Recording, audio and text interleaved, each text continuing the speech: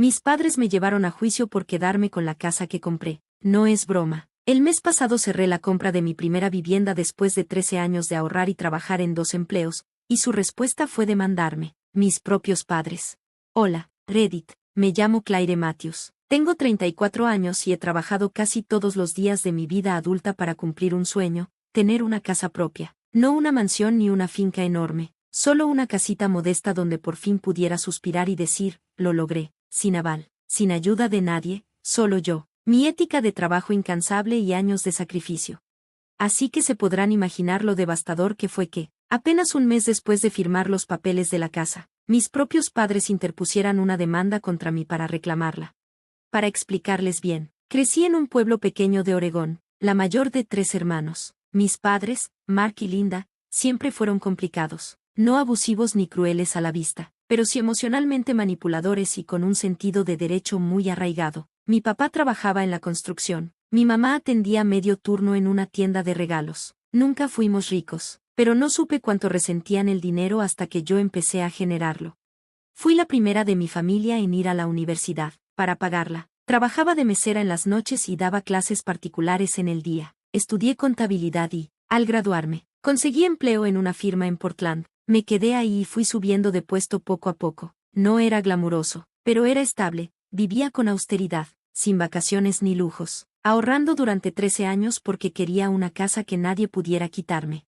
Y finalmente, en marzo de este año, cerré la compra de un encantador bungalow de 2 recámaras, con un pequeño porche y un patio cercado. Claro que necesitaba reparaciones, pero era mía, mía. El día de la firma fue uno de los momentos más orgullosos de mi vida. Por supuesto, se lo conté a mis padres. Pensé que se alegrarían. No fue así. Al principio fingieron. Mi mamá dijo que se sentía orgullosa, pero su tono era plano. Mi papá soltó un comentario sarcástico sobre lo bonito que debía ser no tener 3 hijos drenando tu cuenta bancaria. Luego vinieron las comparaciones, que ellos nunca recibieron ayuda al comprar su casa, aunque heredaron la suya de mi abuelo, que yo tenía suerte de estar soltera y sin ataduras. Pero lo bueno de verdad empezó 2 semanas después de mudarme. Llegaron sin avisar. Entraron a mi casa como si inspeccionaran una suite de hotel. Mi mamá comentaba en cuál recámara le gustaría dormir, y mi papá preguntaba qué pensaba hacer con el patio. Era extraño, posesivo. Después, en la cena, mi mamá soltó algo que me heló la sangre. Oye, Claire, realmente no necesitas todo este espacio para ti sola. Tu hermano y su familia han estado batallando. ¿No tendría sentido que se mudaran para acá, solo hasta que se estabilicen? Me atraganté con la bebida. Mi hermano Daniel tiene 30 años. Está casado y tiene 2 hijos. Siempre ha sido el hijo favorito, incluso cuando andaba de un empleo a otro, con problemas legales y sin lograr estabilizarse. Amo a mis sobrinas, pero sabía lo que esto significaba. Estaban armando un plan. Les dije, con calma pero en serio, que no, que era mi casa y que no iba a convertirla en pensión para la familia de Daniel. Me ofrecía ayudarlos de otras maneras. Hasta les dije que les podía prestar dinero si estaban cortos, pero claramente no era la respuesta que querían. Esa noche, después de que se fueron, sentí un nudo en el estómago, como si algo estuviera cambiando, y tenía razón. En los días siguientes, mi mamá siguió llamando, haciéndome sentir culpable, preguntándome si acaso recordaba quién me crió y repitiendo que, la familia se ayuda entre sí. Empecé a ignorar las llamadas. Entonces llegó una carta, era de un abogado. Mis padres presentaban una demanda civil alegando que tenían derecho implícito a la casa, argumentando que yo les debía por los gastos de mi crianza. Literalmente me estaban demandando, a su hija, para forzar la venta o conseguir participación económica en ella. Me quedé en el porche, en estado de shock, sosteniendo la carta con las manos temblorosas. Esto no puede ser real, pensé, pero lo era. Contraté un abogado de inmediato, gracias a Dios tenía los medios para hacerlo. Mi abogado quedó impresionado, aunque no sorprendido. Al parecer, estos pleitos familiares son más comunes de lo que uno imagina cuando hay dinero o propiedades de por medio. En las semanas siguientes, mis padres lo dieron todo por tierra. Le dijeron a la familia extensa que yo era una codiciosa que les había robado, que les había prometido dejarles un lugar para vivir y luego los eché sin piedad. Algunos parientes dejaron de hablarme, otros me mandaron mensajes insultantes. Hasta mi hermana menor, Rachel, me acusó de darles la espalda a quienes habían sacrificado todo por mí.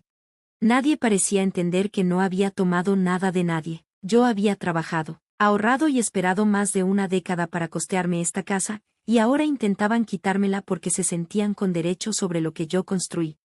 La gota que derramó el vaso fue la audiencia preliminar. Mis padres llegaron en sus mejores galas, como inocentes jubilados. Su abogado afirmó que yo les había prometido verbalmente dejarlos vivir conmigo y que había comprado la casa gracias al apoyo emocional que me dieron. Incluso mencionaron la vez que me quedé en su casa durante una búsqueda de empleo tras la universidad, como si eso demostrara que les debía. Mi abogado presentó años de estados de cuenta, mensajes de texto, buzón de voz e incluso la grabación en la que mi mamá admitía que era injusto conmigo por no compartir la casa con Daniel. El juez no compró la historia, aún así, mandó todo a mediación, con la esperanza de que llegáramos a un arreglo. Mi abogado me aconsejó ser civilizada pero firme. Me reuní con ellos y escuché, horrorizada, que no solo querían mudarse, sino ser copropietarios. Querían que yo firmara una parte de la casa para que, si alguna vez la vendiera, les tocara un porcentaje. Mi papá llegó a decir, esto es nuestro retiro. Claire, me quedé en blanco. Miré a quienes me criaron, los que suponía que querían lo mejor para mí, y solo vi codicia. No orgullo ni amor, sino resentimiento y expectativas. Dije que no, con toda la firmeza posible. La semana siguiente, mi mamá publicó un arrebato en Facebook acusándome de ser ingrata, de robarles, de volverme egoísta desde que me mudé a la ciudad. Dijo que Dios me castigaría por darles la espalda, pero aquí está el punto, estoy harta de ser la hija que cede hasta quebrarse. Fijaron la fecha del juicio para el mes siguiente. Mi abogado estaba confiado, la demanda no tenía base legal real, pero emocionalmente me habían destrozado. No dormía, sentía que lloraba la pérdida de unos padres que nunca existieron de verdad. Recorría esta casa y, en lugar de paz, encontraba angustia. Solo quería un lugar seguro, un hogar. En su lugar, me traicionaron. Y lo peor, no creo haber visto aún hasta dónde están dispuestos a llegar. Ojalá pudiera decir que la mediación fue el peor momento, pero en realidad solo fue el punto de inflexión. Tras mi negativa a cederles, mis padres se volvieron implacables. Si no les daba lo que querían de buena gana, destruirían mi reputación. Primero vino la difamación en línea. Mi mamá usó Facebook como arma, publicando largos arengas, etiquetando a parientes lejanos e incluso a ex vecinos de su pueblo. Afirmó que yo les había brindado los fondos para comprar la casa, lo cual es mentira. Jamás acepté ni un centavo. Me llamó hija desalmada que olvidó sus raíces.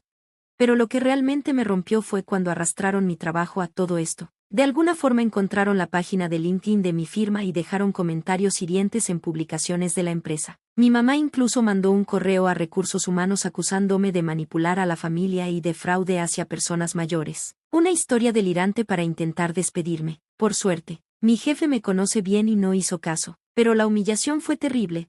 Tuve que sentarme con RR. Explicar la demanda familiar y responder como si fuera una criminal. Mantuve la cabeza baja y seguí adelante. Finalmente llegó el día de juicio. 3 semanas después, fue surrealista estar en la sala opuesta a quienes me dieron la vida. Mis padres lucían tranquilos, casi orgullosos. Su abogado sostuvo que durante años me habían dado apoyo económico y emocional, y que yo les había prometido pagarles con la casa. Trajeron fotos, mensajes, hasta argumentaron que la fiesta de mi graduación era una inversión en mi futuro.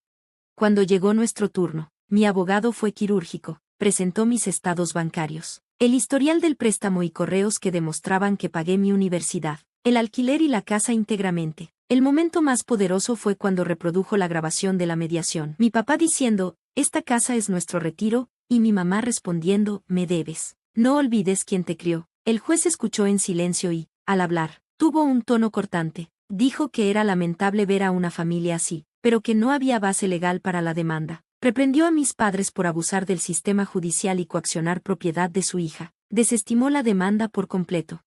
Se acabó, al menos legalmente. Tras la sentencia, pasé junto a mis padres sin decir una palabra. Mi mamá siseó, te vas a arrepentir, y mi papá murmuró algo sobre que estaría sola para siempre. Esa noche regresé a casa, me senté en el patio trasero y lloré, no de alivio ni de victoria, sino de dolor, porque lo que nadie te dice de poner límites con padres tóxicos es que, aun ganando, sientes que pierdes. Lloras la versión de ellos que esperabas, los que te habrían apoyado, que te habrían ayudado a pintar la cocina o plantar el jardín, en lugar de urdir cómo quitártelo. En estos meses he optado por contacto mínimo. Rachel, mi hermana menor, finalmente me escribió para disculparse por estar de parte de ellos. Dijo que no conocía toda la historia. Hemos ido reconstruyendo nuestra relación, aunque con cautela. Y Daniel publicó un meme tras el archivo del caso, algunos olvidan quién los alimentó cuando tenían hambre, sutil. Empecé terapia, ayuda mucho. Mi terapeuta me dijo algo que jamás olvidaré: tienes derecho a alejarte de la familia que te ve como un recurso y no como una persona. La casa al fin empieza a sentirse como hogar. La semana pasada pinté las paredes y planté margaritas en el jardín frontal. Una tarde invité a mis vecinos a tomar vino en el porche. Reímos y platicamos de todo, desde el trabajo hasta libros, y de lo complicado que es encontrar muebles decentes por menos de $1000. Por primera vez en mucho tiempo, sentí que pertenecía a un lugar, no porque alguien me dejara entrar, sino porque yo lo construí. Así que sí, mis padres me demandaron por la casa que compré, pero lo que en realidad buscaban era control, y por primera vez en mi vida, no se lo di. Yo elegí la paz me eligió a mí, y de eso no me arrepiento. Perdí a mis padres en el proceso, pero al fin encontré mi libertad, y ese es un hogar que nadie podrá quitarme.